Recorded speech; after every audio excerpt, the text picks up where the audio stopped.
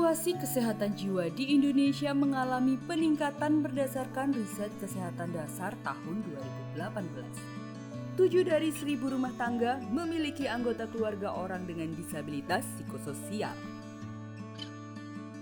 31,5% di antaranya pernah mengalami pemasungan. Stigma dan diskriminasi masih sangat melekat terhadap mereka. Pemenuhan, perlindungan, dan penghormatan hak-hak mereka masih kerap terbengkalai. Daerah Istimewa Yogyakarta merupakan salah satu provinsi dengan jumlah orang dengan disabilitas psikososial terbanyak kedua di Indonesia setelah Provinsi Bali. Sebagai kota yang terkenal dengan keramahan dan keberagamannya, bagaimana masyarakat melihat situasi kesehatan jiwa di Yogyakarta?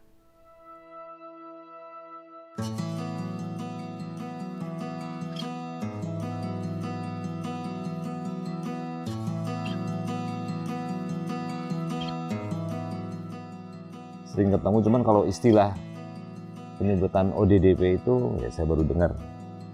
Saya mengenalnya ODGJ, kemudian kalau dari sudut pandang umum mungkin ODGJ itu orang yang punya kelemahan secara psikologis. Sedikit tahu, ini kayak kelainan dalam jiwa psikologi. Kalau secara spesifik sih kayaknya belum pernah. Mungkin berkaitan dengan mentalnya. Biasanya kita lebih ke ODGJ gitu ya, soal sosialnya, soal psikologisnya yang perlu untuk ditindaklanjuti lebih.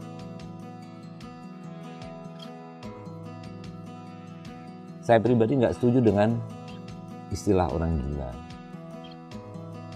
Nah, banyak orang yang bilang orang gila itu aku lebih agak kayaknya orang normal ini nggak punya perasaan, atau malah orang yang normal bilang orang ODDP gila itu, mungkin yang gila itu sebetulnya yang orang normal itu.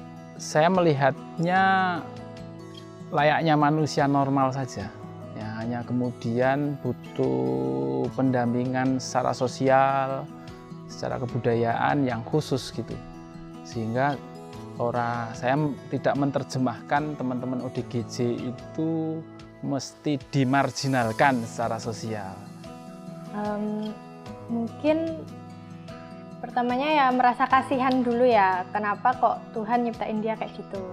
Terus yang kedua ya saya diemin aja, soalnya saya juga nggak tahu bisa berbuat apa kepada dia gitu. Terus yang ketiga mungkin ya udah untuk berusaha tidak mencelanya aja lah. Kalau misalnya di jalan ketemu orang gila, itu pasti ada perasaan takut juga sih, terus kayak pasti menjauh, nggak dikejar atau nggak dianeh-anehin kayak gitu. Kalau dalam perspektifnya agama harusnya memanusiakan manusia. Terlepas dari nanti ada banyak hal yang mengitari manusia itu, termasuk orang-orang yang dalam tadi kebutuhan-kebutuhan yang psikososialnya, kemudian mentalnya terganggu sekalipun, dalam pemahaman agama justru keterpihakan kepada mereka inilah yang kita kedepankan, harusnya begitu.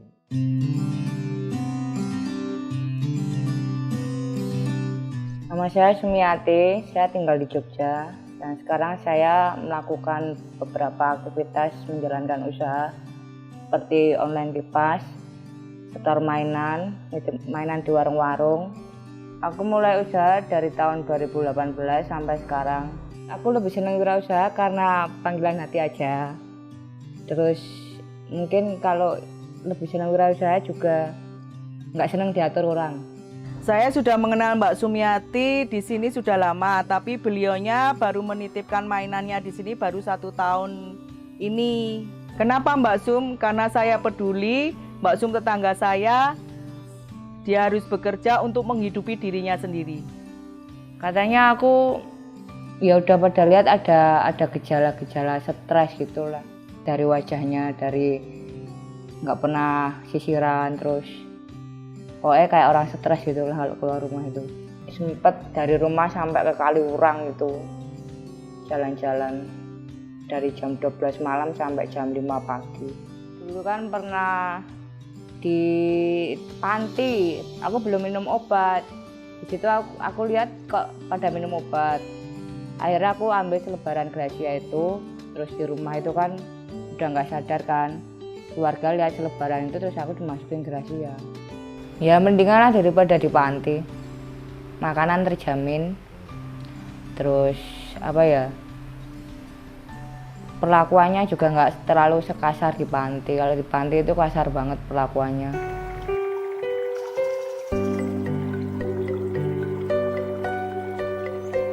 Umpama sliramu sekar melati, aku kumbangi Damsari. Mas Heru adalah seorang ODP yang produktif. Dia adalah seorang kepala keluarga yang bertanggung jawab terhadap keluarganya. Ikut elektron, ikut kerawitan, ikut kejebesung itu pakai alu, terus dikiringi gamelan, terus ditembangi ditar kanan wetan, go petelur sampai setahun. Disayang Busi, terus pindah di Jakarta bikin rumah, terus di Semarang bikin masjid, terus di Lampung bersih kopi ditanam dulu bapak saya, di kuret bos dan pacuan biar buahnya jadi bagus. Saya di sini sebagai pendamping ODDP. Kenapa saya tertarik? Karena bagi saya ODDP itu sangat istimewa. Sehingga saya ingin mengikuti atau menyelami kepribadian ODDP tersebut. Yang saya lakukan adalah untuk memotivasi dia, menyemangati supaya dia bisa bersih diri serta minum obat secara teratur dan memastikan bahwa kondisi dia baik-baik saja.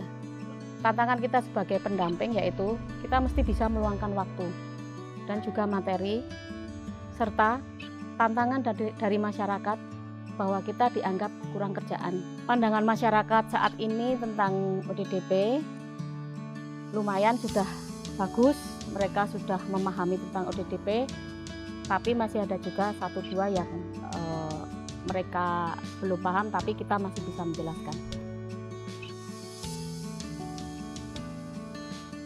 Tugas KSSD itu yang pertama adalah pendataan untuk mendapatkan jumlah ODDP yang valid. Kita mengadakan pendataan, kemudian setelah pendataan kita melakukan pendampingan. Kemudian setelah pendataan pendampingan kita juga melakukan pemberdayaan. Di masa pandemi banyak ODDP kita yang tadinya beraktivitas, tadinya bekerja, akhirnya dia berhenti. ODDP diberi beberapa pelatihan bersama-sama dengan warga yang lain, biar warga yang lain juga mengetahui bahwa ODDP ini sama dengan kita, bisa dilatih dan juga bisa diberdayakan. Saat ini di organisasi masyarakat di Jogja itu cukup solid, karena yang terakhir kami mengawal bersama mulai aliansi AMPU yang terdiri dari OMS tadi, organisasi masyarakat, untuk mengawal rencana aksi daerah, termasuk di dalamnya ada yang dikuatkan rencana peraturan daerah tentang kesehatan jiwa, yang ini diusung oleh teman-teman OMS supaya kebijakan ini benar-benar mengakomodasi teman-teman disabilitas psikososial.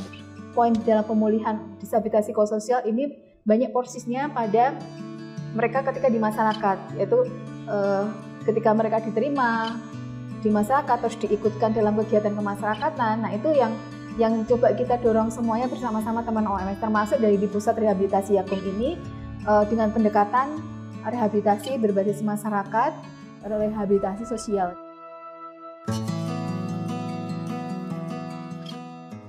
Buat teman-teman yang lagi ngeliat video ini, kalau ketemu orang-orang yang jiwanya terganggu atau ketemu orang-orang yang bajunya compang-camping yang kalian anggap gila, ya saran saya sih coba deh belajar dari orang gila tersebut. Siapa yang gila? Manusia normal seperti kalian atau orang gila itu? Pertama, kita harus memanusiakan. Kadang-kala kita tidak memanusiakan mereka ODGJ, teman-teman kita yang sedang berada dalam kondisi itu ya. Kasihlah manusia seperti dirimu sendiri. Terlepas manusianya jenis apa, keadaan seperti apapun, manusiakan itu. Kedua, pendekatan kalau sudah memanusiakan berarti kan ada welas asih dalam diri kita. Dan terakhir, perlu kita dorong kebijakan pemerintah untuk menolong saudara-saudara kita. Karena kebijakan pemerintah juga sangat menolong, payung hukum yang juga dibutuhkan untuk menolong saudara-saudara kita yang berada dalam kondisi yang demikian. Banyakin ngobrol kali ya, ngobrol sama teman-teman, kongko-kongko, sama ngobrol sama diri sendiri, itu yang paling penting juga. Kalau misalnya ngobrol sama teman-teman jadi kayak apa ya, kita jadi tahu cerita-cerita orang kayak gimana, jadi pikiran kita juga lebih terbuka, nggak langsung ngejudge kalau misalnya orang ini orang gila atau orang stres kayak gitu. Untuk masyarakat yang mungkin mempunyai tetangga yang memiliki gangguan jiwa, cobalah pandang mereka sama seperti kalian. Karena kalau kita dipandang orang gila itu rasanya sakit hati banget, dan itu nggak membantu untuk kesembuhan, malah semakin membuat mereka semakin depresi. Dukungan keluarga dan masyarakat sangatlah penting. Kita dan ODDP sama-sama manusia, jangan hindari dan jangan kucilkan. Merawat harmoni hidup, merawat kemudian kebutuhan secara rohani, secara psikologis, teman, saudara kita itu yang lebih penting. Daripada terjebak pada istilah normal dan tidak normal. Permasalahan kesehatan jiwa bukan permasalahan individu, tapi merupakan tanggung jawab kita bersama. ODDP perlu dukungan dan perhatian dari keluarga dan juga masyarakat. Kita perlu semua berperan serta dalam meningkatkan kualitas hidup teman-teman disabilitas psikososial. Kita perlu ramah, memahami, peduli, menunjukkan kita setara.